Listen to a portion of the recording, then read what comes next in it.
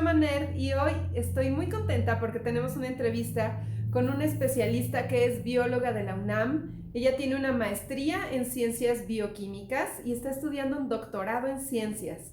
Se trata de Mariana Benítez y la entrevista que vamos a hacer es acerca de las vacunas de los niños, por qué hay gente que se opone, en qué consisten las vacunas, qué pasa con la vacuna de COVID-19, etcétera. Bienvenida Mariana y nuestra primera pregunta es, ¿por qué es importante que vacunemos a niñas y niños? ¿Es importante? ¿Realmente vale la pena? Hola, muchas gracias por la invitación. La primera pregunta que vamos a contestar es, ¿qué es una vacuna?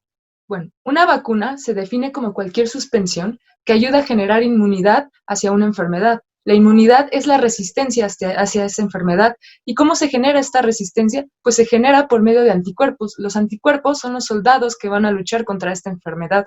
¿Y cómo pueden ser las vacunas? Pues bueno, pueden ser del mismo microorganismo vivo, un microorganismo atenuado. Atenuado quiere decir que está vivo, pero ya no puede causar algún daño. O también puede ser de partes del organismo, de moléculas del organismo, como pueden ser proteínas o material genético.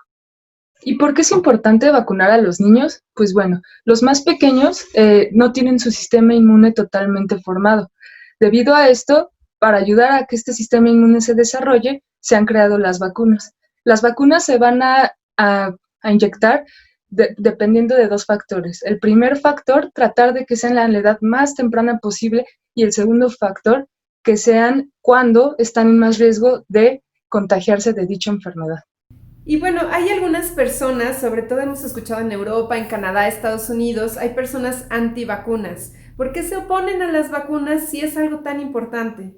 No, no hay ninguna desventaja en vacunar. Hasta la fecha no hay ningún reporte o ningún estudio que diga que vacunar puede ser perjudicial para la salud o que pueda tener algún efecto secundario a largo o a corto plazo.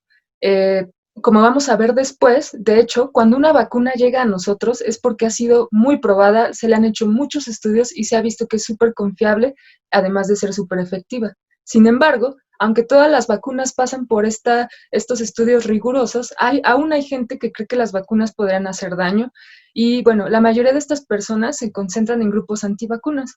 Estos grupos antivacunas se han popularizado más en países como Reino Unido o como Estados Unidos. Y bueno, estos grupos existen desde mediados del siglo pasado, sin embargo, se popularizaron aún más a finales del siglo, eh, más precisamente en el año de 1998. En este año, un ex científico ahora llamado Andrew Wakefield realizó una publicación en una revista muy importante. Esta revista se llama The Lancet. Y lo que él publicó fue un estudio que le hizo a 12 niños que tenían en común dos problemas. El primero es que empezaron a tener comportamientos autistas y el segundo es que presentaban inflamaciones intestinales muy severas. Y lo que tenían en común este grupo de niños es que habían sido vacunados con una vacuna que se llama triple viral. Lo que Wakefield argumentó en su momento es que esta vacuna probablemente tenía estas partículas virales que habían provocado un daño en estos niños. Sin embargo, muy poco tiempo después, este artículo fue retractado. ¿Y por qué fue esto? Como podemos ver aquí en la imagen, pues fue porque nunca pudo ser reproducido, nunca se pudo volver a ver este efecto en algún otro tipo de población. Y en segundo lugar, porque se supo que Wakefield recibía financiamiento de grupos antivacunas. Y bueno, a pesar de que esto solo fue un evento, esto causó un decremento en la vacunación en Inglaterra, como lo podemos ver aquí. Para el año de 1996, el 92% de los niños ingleses estaban vacunados. Para el año 2002, esto decrementó hasta un 84%. Lo que significa es que estas ideas permearon en la población.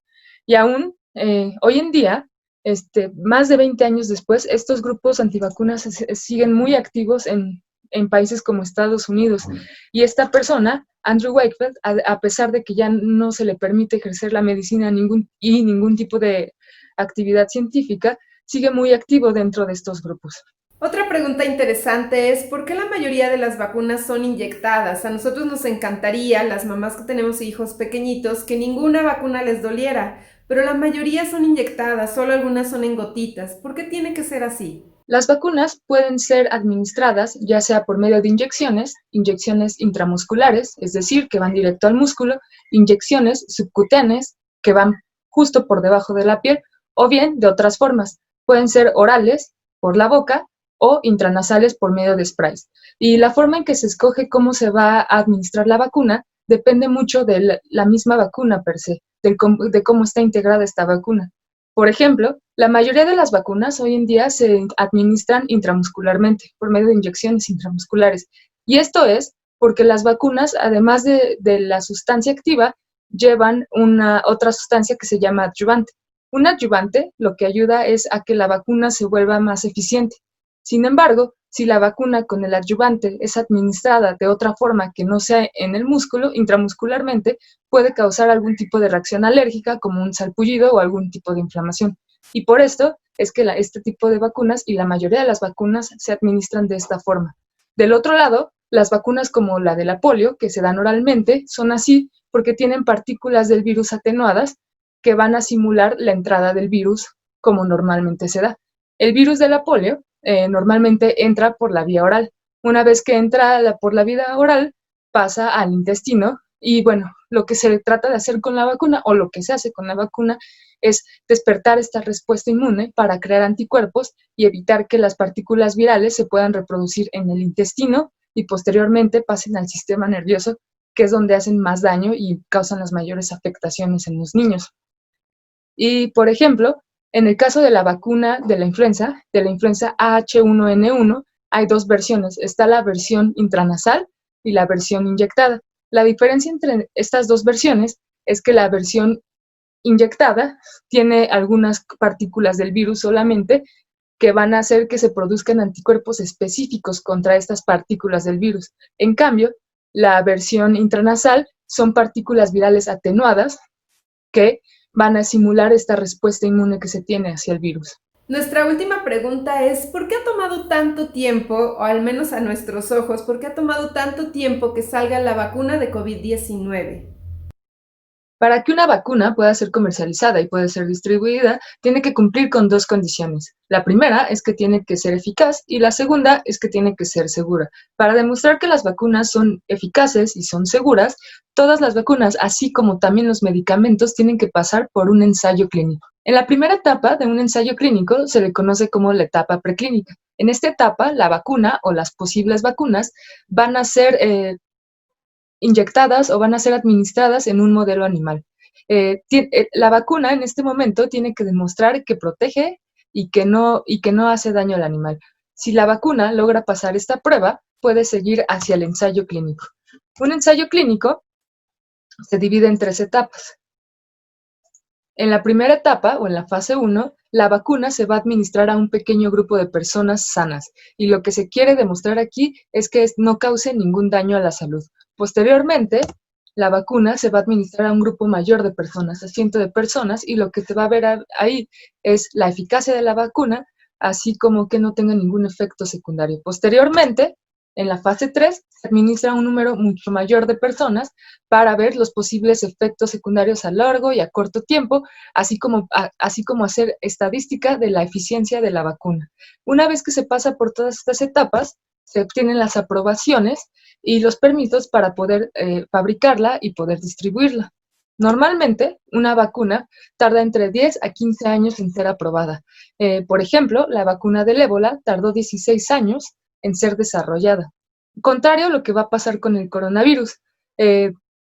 Debido a la urgencia de esta vacuna, se cree que va a salir en un tiempo express. La OMS predice que para abril o junio del 2021 ya se tenga una vacuna. ¿Y cómo se ha logrado esto? Pues se están probando muchas vacunas al mismo tiempo y los ensayos clínicos se están haciendo en un tiempo récord. Y si quieren que los más pequeños conozcan más sobre virus, vacunas y ahorita en específico sobre el nuevo coronavirus, la Sociedad Mexicana de Virología ha sacado 2 libros.